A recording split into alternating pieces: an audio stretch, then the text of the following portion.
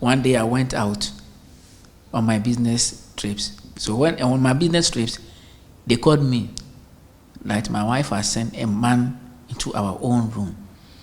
So I rushed fast, then went to the house.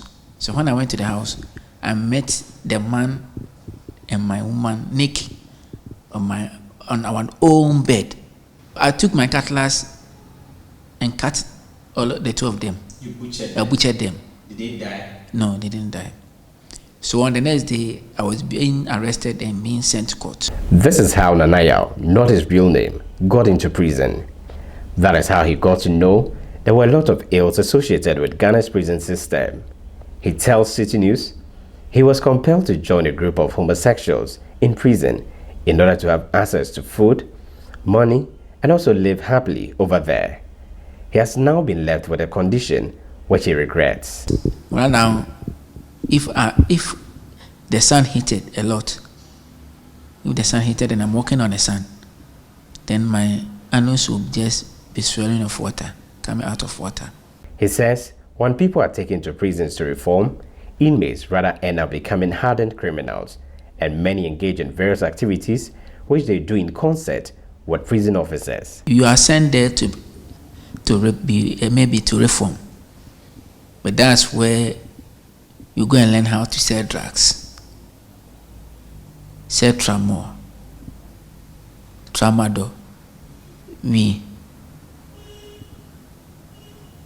then alcohol.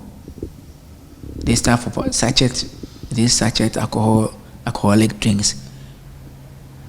So how do you get them? The prison officers. All the messages that you receive, maybe I'll send you this. I was sending money to some place, and the money hasn't gone. So please kindly refund my.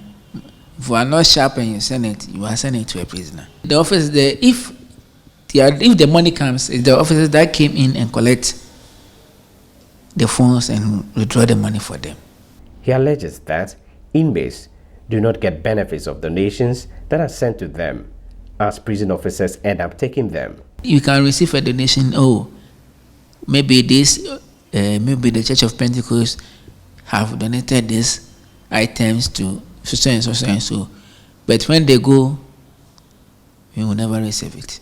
A criminologist who is also a lecturer at the Kwame Nkrumah University of Science and Technology, Dr. Jones Opokuwari, corroborates the claims being made by Nanaya. The information we have, and based on interview with some people who are actually, ex-convicts, they tell you that, look, because of the fact that we have more of these, bad guys all congregating within the prison system, what happens is that when they go, because the reformative process is not that strong, they tend to be an influence, over each other. And sometimes they transmit their bad tendencies to even otherwise more moderate criminals. He added that some works that they have done also point to collusion between the prison officers and the inmates. In order for stakeholders to be in a position to address this challenge, he wants the government to invest more in prisons and engage in more reformative programs. Dr. Jones Opokuwari is thus called on authorities to have a proper exit plan for prisoners. I'm thinking that, look, authorities must first, look at the kind of prisons we have and try to invest more in it. If they have to expand, they have to expand. If they have to build new facilities, they have to build new facilities. Because the kind of structures we have and the kind of prisons that our countrymen, those over there are put in, the truth of the matter is that it's not the best. The authorities at the prisons admit that indeed some fraudulent activities take place at their facility, as some victims have tracked the source of their phone calls to the prisons.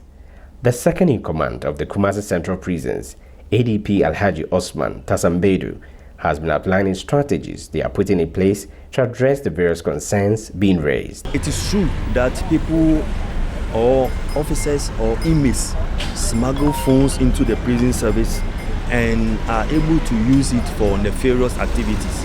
As you said, these fraudulent activities.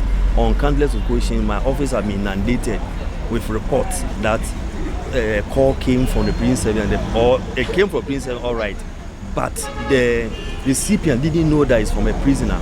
and that prisoner has been due this amount of money he has promised to marry, most of the times it is the women or the ladies who are vulnerable to these activities. The inmate says after his release, he has been rejected by his family. This is not the first time someone is saying he has been rejected by his family and other loved ones, and that authorities will have to do more in ensuring that persons who are released integrate properly into the society. For Citi News, I'm Edward Upon Marvel, Kumasi Central Prisons.